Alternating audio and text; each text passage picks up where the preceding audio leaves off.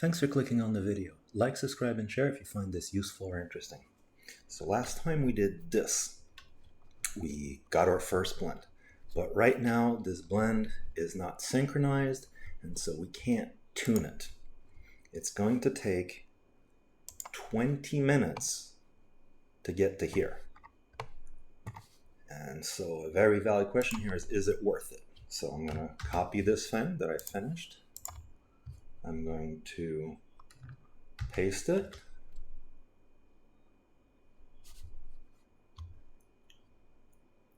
And so now I have patch 3x400, patch 3x41. Then I'm going to take this new patch and I'm going to move its sections so that we can see them separately. I'm going to go 800 right here.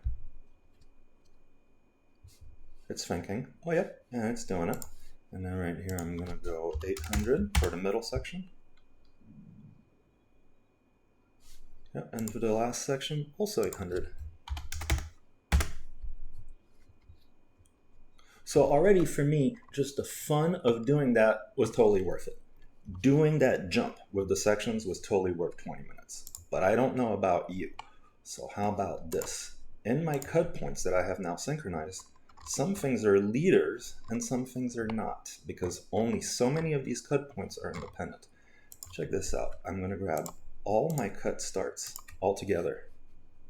And then here I'm going to say that their U value is 0.1. And then I'm going to hit F5. Look at that, they all adjusted. Now I'm going to take all the ends. And I'm going to say that all the ends are 0.9. And then I'm going to hit F5. And look at that. Across the first section, I have now reduced all these blends to be uniform. But I didn't adjust every single cut point everywhere. I only can adjust the red ones. The pink ones have to follow. So here's the apparent downside of this system. You cannot blend one size on this side and a different size on this side. This kind of massive change from one end to the other belongs in the original surfaces. So that's a limitation. But as long as you follow the rules, you can still do the blends differently. So here I have all 4 blends on this one are very small. And then here I have some big, some very big blends, and some small blends. But it's probably a little disappointment that you can't vary the size, and I understand that. So I'm going to show you real quick how the rest of the system works that we're going to work through. What we've created so far is just a big, boring loft, right? It's just lofting from section to section. Silk is a lot more than that, but already this is very useful. This has 4 sections here, and I have an excellent map out to a NACA fin. I don't know what other people's technical requirements are, but I think I have less than 1% deviation anywhere from the NACA foil profile. And I have one foil here, a different foil here, and yet another different foil here, and I have a good lofting type action between them. And this is given its precision, this is a very lightweight model in terms of how complex each surface is. And I can do the same type of deal to make the whole body, the fuselage of, say, an airplane. And here I'm only working on half because I'm going to use symmetry.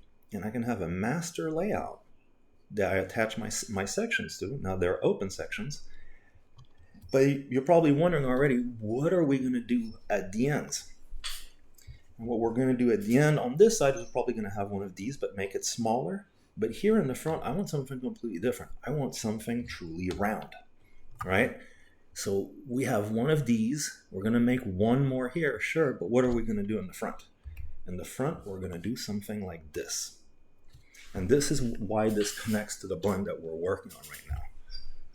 With silk, you cannot change the size of a blend from one end to the other. You cannot change how much you're cutting and how much you're blending. It will follow whatever the surface is doing. So if the surfaces are really big on this side, the blend will be big on this side. If the surfaces are small on this side, it'll be small on this side. You control that with the initial surfaces, but you can stop the blend. You can stop the blend completely right smack in the middle of another surface. See? Original curves, I start to blend and I just stop right here. And this is what I get. I have completely stopped the blend right here. So if you want to have something completely different here than what you have back there, first of all, you control your primary surfaces. And if you have a blend, but you want more or less, well, then you're just going to have to stop the blend. You can see right here, it's stopping. This is the original surface unmodified. But Silk does a lot more than that. Silk is about topological freedom. You don't have to follow having 4 curves meeting at a corner. But there's limitations when you do this. This 3-sided thing, which is like a typical outside corner, is pretty good. It's about as good as a surface fill from the Surface Workbench. This one here can be worked with sometimes, but it already has a flaw in the center. So we'll need more advanced tools. And 6 curves meeting all together is always a mess, and that should generally be avoided. Because here's how they're made. I'm using 3 6x6 surfaces here, and I'm doing my best job to align them. Remember how I said you cannot perfectly align surfaces directly?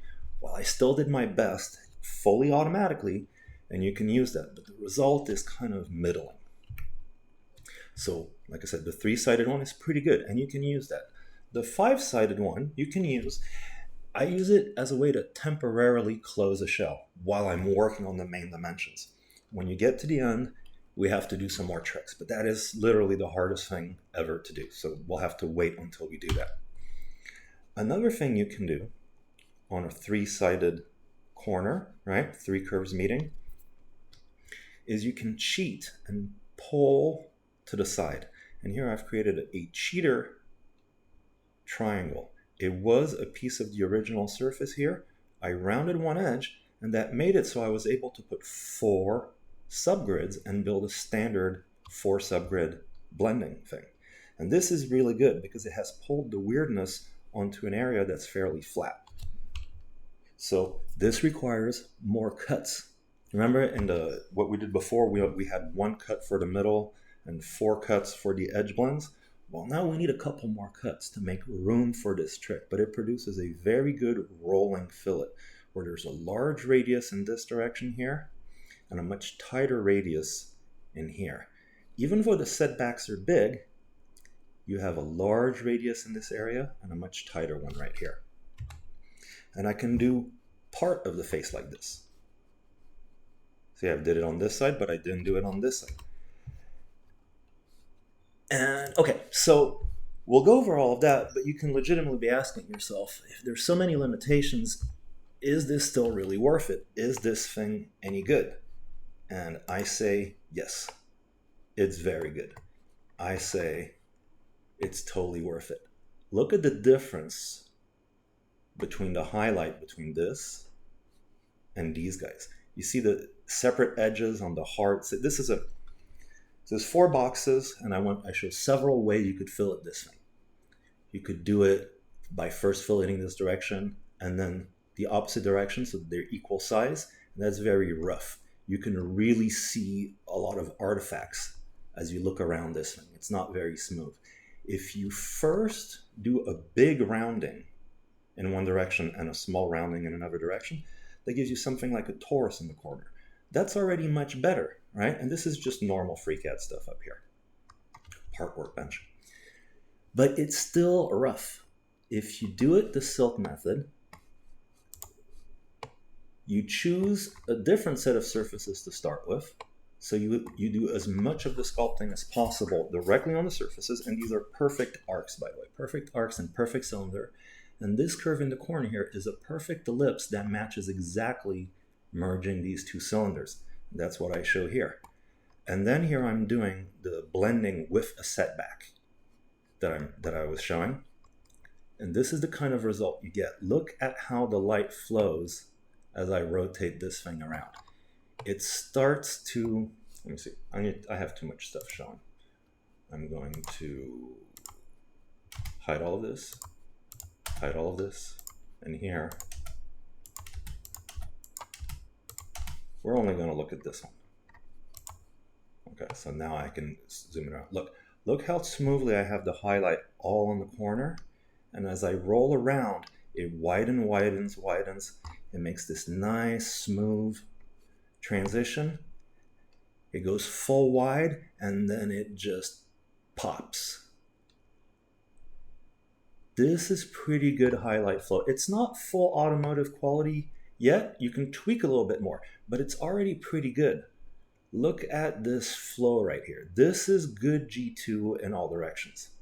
This is what this is about. And I'm showing a very simple example here. But before we can do something like this, we need to synchronize the blend. And once we have done so, you see that I copy pasted it very easily. And after I copy pasted it, because I knew where things were, I can edit it pretty quick. I just edited all the starts, and now I'm going to edit all the ends. And I'm making the blend super wide this time, all around. And then that was around each section. And now I'm going to go to the ones that control the blend from top to bottom. So here's a start, and it's at 0.1 close to the bottom. This one is 0.25. I'm going to go 0.75. And boom, I just brought it back from the top. And then this one right here, this is the start. It's up, where is it? I see it right here. It's this one. It's all the way up 0.75. I'm going to bring it back to say 0.5. Okay. There was a lot of setup. Remember everything we did to get to this point. When you know where these things are, and by the way, one thing you could consider doing at this point is like, now that we've made these points special, we could pull them out of this folder and put them all together so they're easy to find and edit. But so far, I have not disturbed the organization we have done. Okay, so what is it going to take to do this? To synchronize all these points? It's going to take about 20 minutes of copy pasting of very specific formulas, and you obtain the formulas just by copying and pasting other things. So I hope you will come back for the next video where we'll do all of that.